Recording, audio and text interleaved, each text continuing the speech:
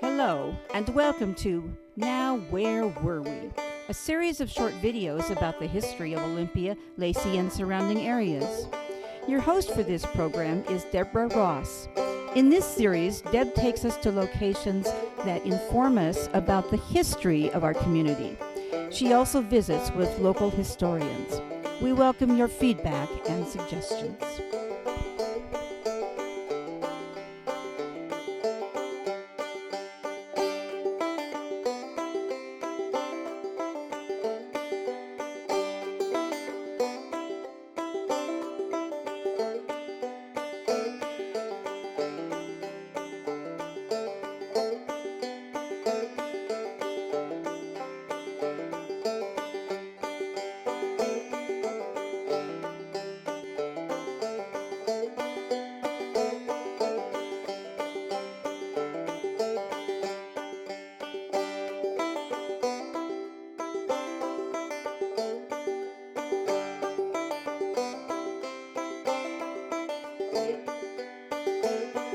Hello, and welcome to another segment of Now, Where Were We? An ongoing series of short videos about the history of Olympia, Lacey, and surrounding areas. My name is Deborah Ross, and today I'm standing on the shores of Budd Inlet at the very southern end of Puget Sound. Picture this water 150 years ago, full of canoes, rowboats, steamers, sailboats, log rafts. This was the road of this area back in those days.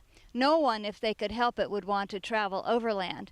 They always wanted to travel by water if at all possible. Roads were muddy, rutted, and almost impassable in many times of the year. The shoreline was also much different from the way it is today. And to see how it is different, we're going to take a look at a few old maps of Olympia. The first map we will be looking at is called the Bird's Eye View of Olympia, drawn in 1879. It depicts virtually every building and feature that existed in Olympia at the time, from a perspective of a knoll just above where we are standing now, on the east side of Olympia. At first glance, the drawing may not appear much different from the way Olympia looks today, but a closer inspection reveals dramatic changes. Take a look at the body of water closest to us. This was the Swantown Slough, a wide estuary at the mouth of Moxley Creek. The slough at one time extended all the way south to Union Avenue. The bridge crossing the slough was right about where Olympia's City Hall is today. The shorefront of Budd Inlet was much further south than it is today, running just north of State Avenue for most of its distance, and jutting north just a few blocks around Capitol Way, which was then called Main Street. We'll be visiting this part of Olympia later on in our series. The second map we are looking at is from just a few years later, in 1890, and was a promotional map created for real estate developers just after Washington's statehood in 1889. The shoreline was much as it was in 1879, but we can now see a wharf extending to deep water in Budd Inlet. It was 3/4 of a mile long. This long wharf allowed larger steamers to come right into downtown Olympia, instead of having to dock way out in West Olympia and bring passengers and goods to town using smaller boats. The last map I'm going to show you will show you more dramatically how the shoreline changed between the early 20th century and today. Here you see part of a 1909 map created by the Sanborn Company, which depicts all buildings and structures and infrastructure to a great level of detail. We have colored the water in blue to make it easier to see the shoreline. Now, let me overlay this map onto an aerial photograph of the port area as it exists today.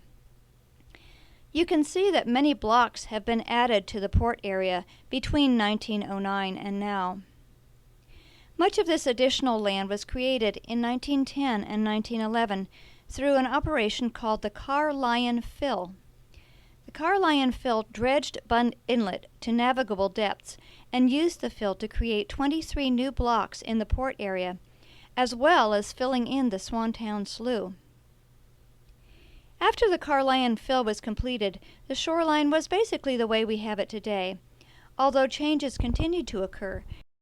Let's jump ahead to 1946, when the appearance of Budd Inlet was again transformed by the arrival of the Olympia Reserve Fleet. This was one of 8 fleets at key locations around the country that essentially consisted of parked vessels that could be deployed in case of emergency. The fleet began with 95 ships, but at its peak had 185 vessels, all arrayed in neat rows, filling up much of the lower end of Budd Inlet. The fleet wasn't exclusively used for emergencies. In the 1950s, 47 of its ships were used to store surplus wheat. A crew of dozens was kept on board, making sure that the ships were maintained and seaworthy, and officers and crew members were familiar faces in town.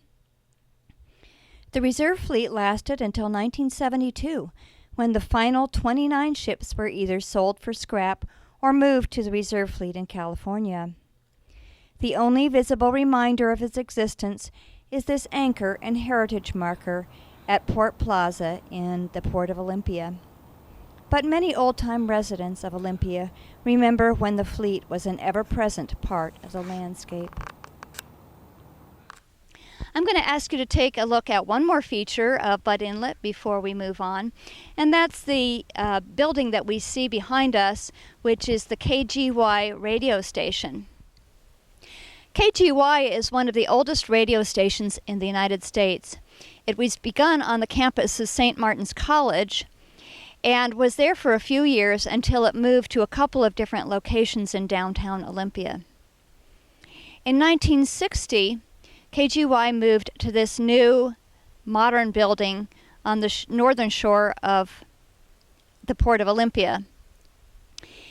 The building is known as one of the most innovative buildings of its time. It was one of the first mid-century modern buildings to be built in Olympia.